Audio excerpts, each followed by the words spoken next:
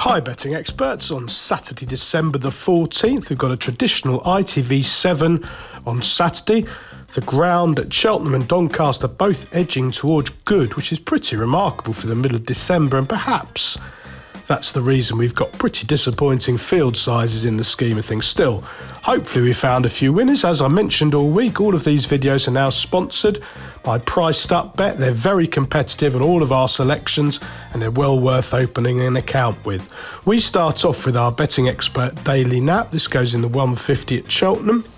It's a 2 mile 4 handicap chase, and I think everything's in place here for GA Law. Now, Jamie Snowden's got his team in blistering form, and this high-class handicapper has run 2 screamers in defeat already this season. I think the key here is some decent ground. He's a very smooth traveller. I think all of Snowden's, in fact, go particularly well on decent ground, and I think he'll do these for foot up the hill. He's around about 5-1. I think it's a more than fair price.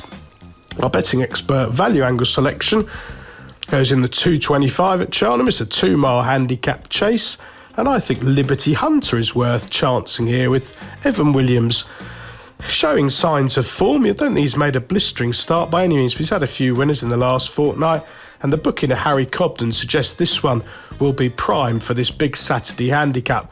He's got plenty of upside in handicaps at around this 2 mile trip, and he always travels like one who's ahead of his mark. He's not had that many chances, and I think he's worth chancing fresh and well against some fairly opposable rivals.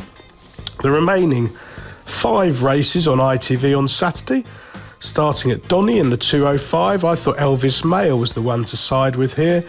He's thoroughly reliable. He needs a bit of decent ground. He's a strong traveller who races with zest.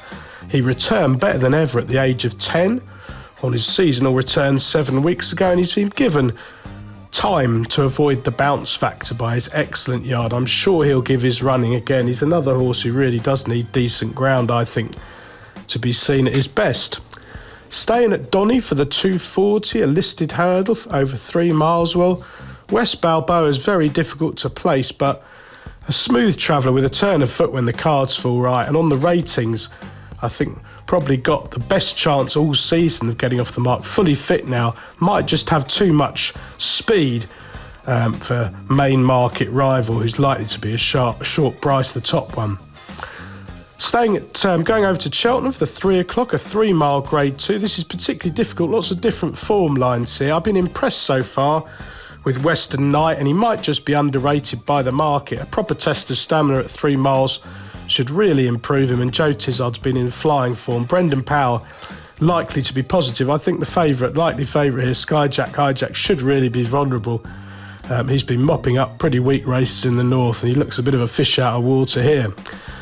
Back to Donny for the 315, a handicap hurdle over 2 miles. All to belly. I've been waiting for him to run. He missed an engagement last week. I think Harry couldn't get out the yard because of Storm Darragh, but he's a very classy performer. He's been fully fit for a while at home, so no worries. He's been off for 10 months.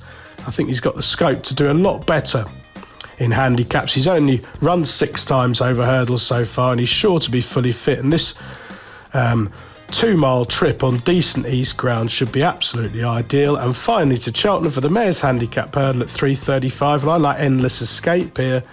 Ben Clark does really well with a relatively small team of horses, and I thought his consistent mare should now be spot on after an encouraging reappearance last month. Best of luck with all 7 ITV races on Saturday, betting experts.